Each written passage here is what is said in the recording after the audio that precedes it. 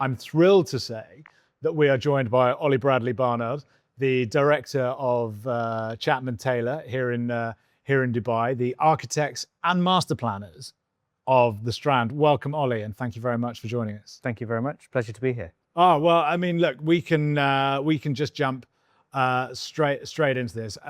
Designing for life. Let's talk about that. What does that mean to you?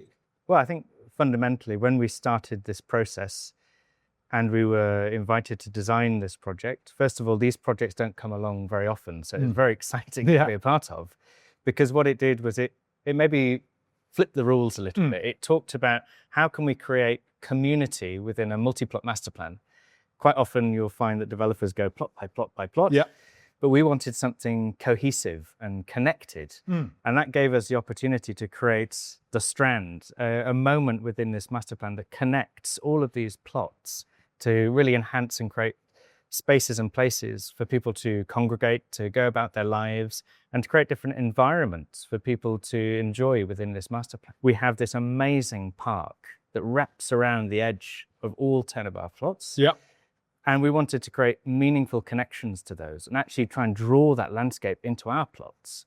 And so by creating the Strand, we have these fantastic connections through our own plots, but also out to the wider amenities of the master plan. How do you ensure that the result matches the render?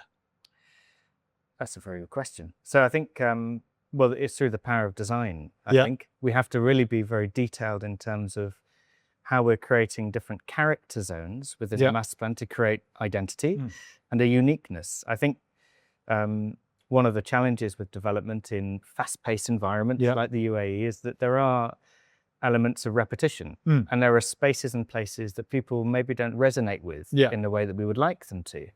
And that relates back to this idea of how do you create community, that sort of feeling, that vibe. And it's by creating different character zones within that master plan. So within our master plan, we have 3 distinct districts. We have an urban district that has a very strong relationship to the E11, the new Sheikh Zayed Road, that they're completely reforming, by the way. So it's going to be an amazing asset. So all about future mobility and greening the Sheikh Zayed roads. So we have this amazing opportunity to build something along that. And then we have the Atelier Quarter, which is an art and design district. So if you're, have a creative inclination, or you're from the art and design industry, or you just, you like that vibe within a particular district, you can go and live there.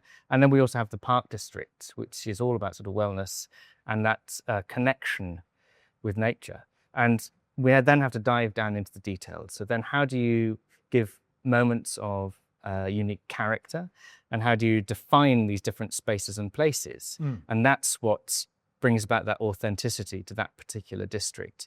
And essentially that's what makes people want to live there. We want to create a community that people want to live. It's not something that they buy and leave. It's something that we want people to live there to create this genuine sense of community. Absolutely. Well, that's the role of the master planner, part of the design of this project, because they don't come along very often. This idea that we wanted to really put community first.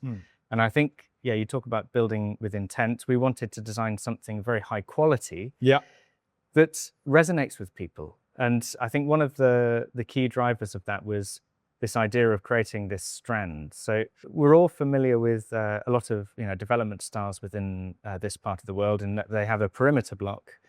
And that is used for podium amenities. You have a swimming pool up there, you have a kids' playground, but they're very much privatized. You don't really get a glimpse into them. You don't understand what's happening up there on the podium. Whereas our idea was to split that at the ground level. So you create a new garden street that comes through our site that can draw residents through. It's this amazing garden street, so it's a lovely amenity. It's a really pleasant environment. It's got lots of greenery and ecology, so naturally it's more comfortable to walk in because it's very green, it's cooler in the summer months. And then we use that as a base sort of backdrop to punctuate it with different activities. So we can have amenities in the garden street. You can have your gyms, you can have yoga studios, you can have retail or craft areas where we might have a photographer who also has his own red room, who can open up for workshops, F&B facilities, nice cafes and coffee shops that become these anchors of the community that people gravitate towards. And that was the whole idea for the Strand, to create these spaces and places that were very authentic and were very unique to each part of the community. I mean, I think when I listen to that, and it sounds incredible, in all the best ways, the word that comes to mind for me is porous. Yeah, well, porosity is a really nice term, and we use it a lot in master planning because it's effectively, how you drive movement through the master plan, both through, cars or other types of mobility, but more importantly, how you walk through the scheme. Yes. So we wanted to make sure that there were very comfortable ways to move throughout this master plan in terms of how you walk through it. So that's why this idea of the Strand is so powerful, is because it creates these beautiful shaded garden environments just to journey through. And you can dwell there, you can take your laptop, you can work there for the afternoon. There's coffee shops, there's integrated kids play areas, so families can come down and take their kids to play. So there's just a host of activities to do there. But the point is, we're trying to create something that's unique for each part of these districts.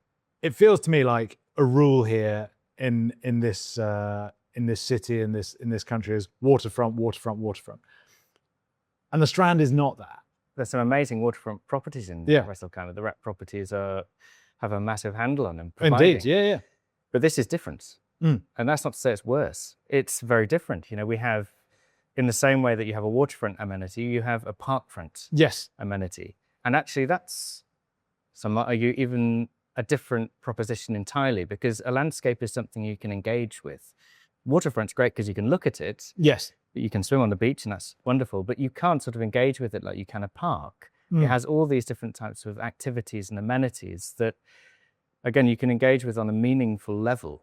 And I think that was one of the key drivers of really maximizing that opportunity and how we draw from that into our master plan to define something that's tangible and that you can use on your day-to-day life. So what are the behaviors that you would seek to try and influence through the design of the Strand? We understand how people live their lives in this part of the world. There's a real strong day to nighttime shift within this development that we're really excited about. It's not just a pretty picture that you look down onto. This Strand is something much more than that. It's curated, it's bespoke per district, and it creates this amazing environment for people to use. It's not something that's just looked at, it's something that people engage with. And that's how we foster these community sort of environments. We want to sort of create something that's very authentic in terms of its sense of place. Yes. The way people live their lives now is very different and it's changing. So we have to try and respond and cater to that. So I guess it's more of a lifestyle approach and understanding how people might use this. Actually, as part of the design process, we created a lot of character profiles of, the types of people we think would like to live in this environment. And we would do a sort of, a 9 to 9. What's that person going to do? They'll wake up in the morning, maybe they'll go and use the gym or they'll go and use their yoga studio. Then they might go and use one of the co-working spaces because they've got to, fire some emails. Then they might walk to the cafe to get a bit of lunch, or they might meet their friends for lunch. And then in the afternoons and evenings, they've got spaces to go and, play. They've got clubhouses that they can go and relax in and engage in. They can host their own little parties in these residence lounges we're creating. So it's about understanding, how lifestyle's changing and how we want to cater for that moving forwards. What are some of the things that buyers often miss from an architectural point of view that perhaps have been very much deliberated upon and really intentionally thought that you just wish people would notice? Well, in the design process, we considered many different routes through the plots to, best suit a landscape that people could use and to try and maximize value in terms of, placing the different amenities and things like that. And the most simple one that we created was quite a linear route. Again, it has some moments of dynamism where you do have, the odd kink or things like that, but it's not about, zigzagging people or forcing people down a particular way. I think that's what's important. So how do you create, moments along the Strand that maybe they do broaden out and they create, sort of a heartbeat moment within a master plan. So we have a great place in Lunara where we're creating a sort of a community function that's basically a stage with a beautiful shaded canopy immersed in this landscape. It becomes your sort of traditional village bandstand in effect. Okay. Where you can create and hold different events that can change throughout the year. It also could just give a moment for, kids to have a run around in an open space. So you have these different moments of punctuation and activity along the Strand. And again, it's not about sort of driving people in a particular path. It's about letting people discover as much as anything. And look, I think that's all we've got time for today. Olly, you've been a wonderful guest. Thank you for joining us. And that's goodbye from us. Thank you. Thank you.